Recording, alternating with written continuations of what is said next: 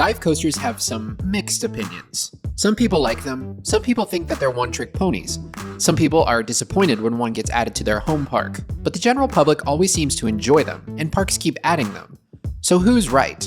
Are dive coasters actually secretly mid, or just not fully appreciated by enthusiasts? Let's take a deep dive through some of the more prominent installations to determine if B&M dive coasters are mid or just misunderstood.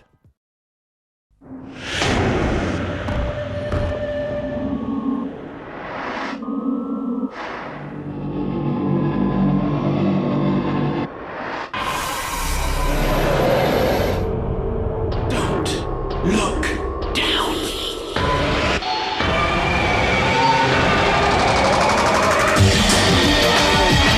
Oblivion, the world's first vertical drop roller coaster at Alton Towers.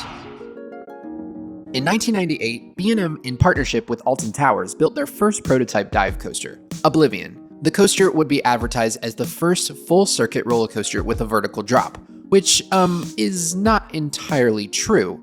Interestingly enough, the first drop is 87.5 degrees. This is due to the trains lacking the sprung wheel assemblies that would be featured on some later dive coasters we'll discuss in a bit. So a true vertical drop would mean that the top wheels, or running wheels of the coaster, would seemingly lift off the track in a true freefall vertical drop. Of course, you have the side friction and upside wheels to stop you from lifting off the track entirely. However, the running wheels losing contact with the track in a vertical freefall would have led to a very uncomfortable transition when the coaster pulled back to horizontal, without some kind of absorption on the wheels. Why am I bringing this up? Well, I think this little fact about the train quote-unquote floating off the track during the drop and the overall design of Oblivion gives us a clue as to what exactly the dive coaster is trying to accomplish. I say often on the channel, every coaster is trying to accomplish something, and it seems that B&M's intentions with the dive coaster are pretty clear in Oblivion. The layout is short, like really short. After the vertical-ish drop, you hit a bank turn and then pop up immediately into the brake run. Why so short? Well, the key with dive coasters is not necessarily the length of the layout, but the thrill of that first drop. Whereas with other coasters, the drop is part of a larger experience. With dive coasters, the experience is the drop. I think this is reflected in Oblivion's design.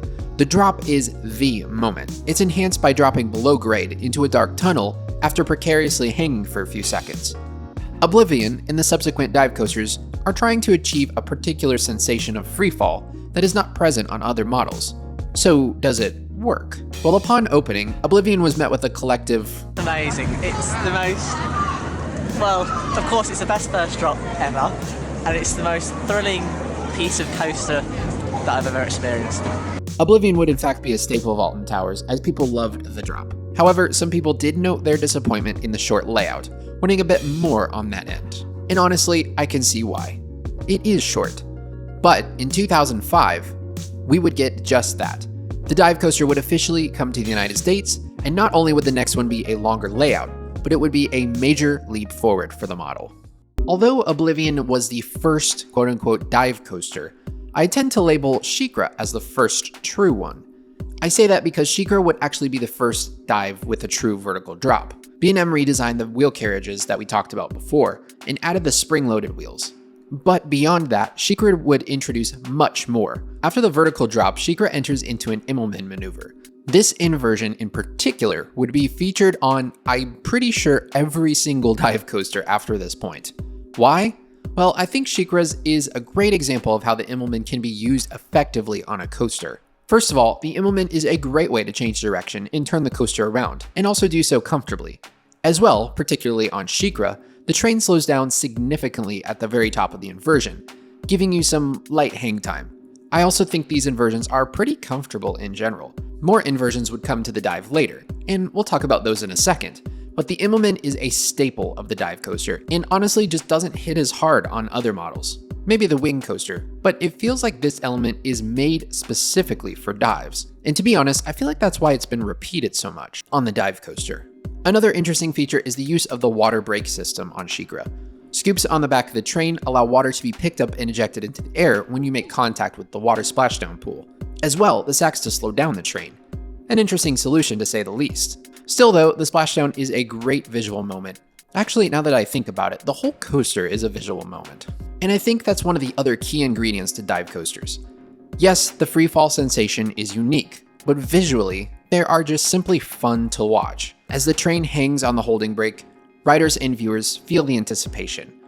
That's not to say that other B&Ms and heck other coasters in general are not fun to watch, but there's something special about watching a dive coaster. Not only would SheiKra introduce a ton of elements to the dive coaster, it would also function as a record breaker in the state and around the world. SheiKra was Florida's first hypercoaster at 200 feet tall, and the tallest coaster of its kind at the time.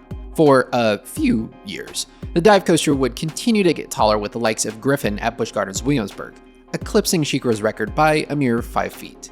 But ultimately, the dive coaster would reach much higher as the decade went on. Yukon Striker and its sister coaster Valravn at Cedar Point would continue to push the height limit for dive coasters, but also continue to push their layouts into new territory. Both Yukon and Valravn would certainly smash the height record for dive coasters, but Yukon Striker would introduce some other important elements that would go on to impact the dive coaster moving forward.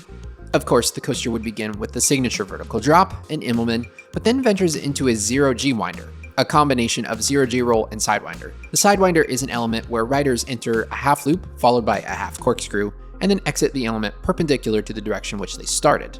The element is commonly found on Aero and Vekoma coasters, but feels right at home on the dive.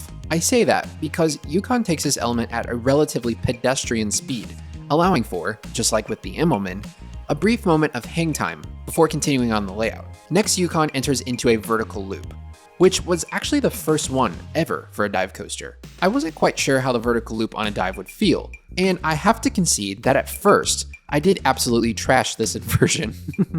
You'll have to forgive me, I grew up on Kumba, Hulk, and Montu, so taking a B&M vertical loop at this slow rate of speed felt rather, tepid. But then I thought back to a coaster like Copperhead Strike, that also takes its loop at quite a pedestrian rate, giving a slight moment where you aren't sure if the train is actually going to make it all the way around or not. And I honestly love Copperhead Strike. And having ridden that first, and then Yukon, one of the other key elements to dive coasters stuck out like a sore thumb upon further inspection. You see, the inversions on a dive coaster are not meant to be taken at such a high rate of speed. There are other B&M models that do that. Instead, I believe the hang time going through the inversions is the preferred intention of this model. Through every dive coaster, no matter how big or small, there is a motif of hanging, stalling, and anticipation for the next element. You hang on the holding brakes before the vertical drop. The inversions hang in midair before descending. And the mid-course normally slows you to a crawl to allow anticipation for the smaller, near vertical mid-course drop, if it has one. Besides the free fall sensation, visual appeal, and unique features, the dive coaster provides unique hang time sensations that are really not a part of B&M's library, besides maybe the wing coaster. But the dive coaster would also prove useful in other ways, foregoing records, but still being interesting and compelling additions.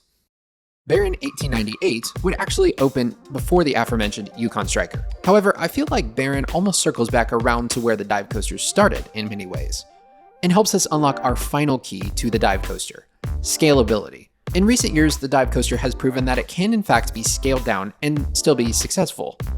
Dives like Emperor, Dr. Diabolical, Valkyria, and Iron Menace are what I would call scaled dive coasters. They take the key elements that make dive coasters great: freefall sensation, hang time, and visual appeal, but scale them down to an affordable price point so that smaller regional parks can get one. In the case of Baron1898, or even Crake at Heidi Park, the dive coaster has proven it can be an equally thematic experience as well, dressing up the first drop in a way that elevates the experience. In a way also, Baron feels like the return to the original roots of the dive, while showing it has expanded beyond that initial prototype. I can't help but feel some DNA of the original Oblivion is woven through Baron1898, and even the second Oblivion at Gardaland. They truly can be themed experiences in a way that other models like the Hyper can't.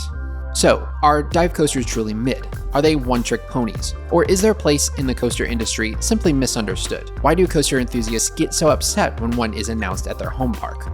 I believe the answer to these questions lies in our different keys we've uncovered throughout our deep dive here. First, dive coasters, first and foremost, are about the freefall sensation.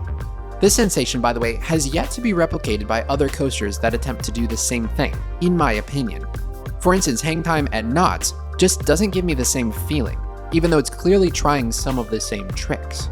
On the B&M dive coaster, there is a 1-2 punch of the train design and weight that provides a sensation unable to be captured by other coasters that feature vertical or beyond vertical drops. Second, B&M dives are visually appealing in a way that is unique all their own. Visual appeal is not unique to dives, but the dives tend to elevate it to another level. Third, dive coasters amplify sensations of hang time and anticipation to a level that is not featured on other B&M models. Simply put, the speed at which the train hits the respective inversions is equal parts gentle and thrilling in how you slowly progress through them. I understand we are in the age of whippy, violent RMCs, but it's nice to simply glide through a perfectly profiled Immelmann from time to time, you know? Fourth, the dives are scalable, perhaps more than any other B&M model. By scalable, I don't just mean able to be smaller, but I mean you also carry over the same thrill level as the bigger versions of the same ride. The ingredients to Emperor aren't too far from SheiKra, yet they provide varied experiences from each other, and one is far cheaper. I suppose with most of these things, it's a matter of taste on if you like them or not, but ultimately, dives tend to be a crowd pleaser, and do tend to impact the park they're in a positive way. And honestly, a happy general public is good for the parks and for us. The dive coaster may continue to have mixed feelings in the circles of us coaster people, but it does feel like B&M and the parks that invest in dive coasters are perfectly happy with the results. What do you think of the dive coaster? Are they mid or misunderstood? Let me know down in the comments, and as always, remember rule number 5, relax and enjoy the ride. Thanks for watching.